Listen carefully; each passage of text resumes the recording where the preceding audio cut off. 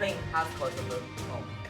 A connection to history about this is when Japan invaded China before World War II. With the help of the US, Japan was defeated, but this time, Ukraine has caused its own.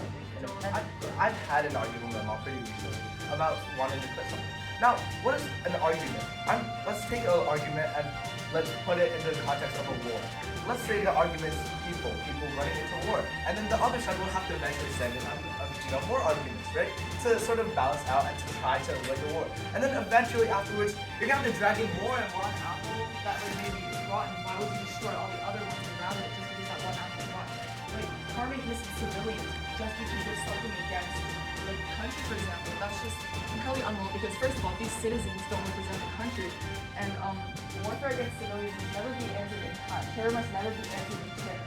And this quote basically means that you don't want to be, since Russia is fighting Ukraine by harming their civilians, Ukraine shouldn't be doing this back to Russia just because they done it first, right? You don't want to be becoming the very person that you hate. You want to be.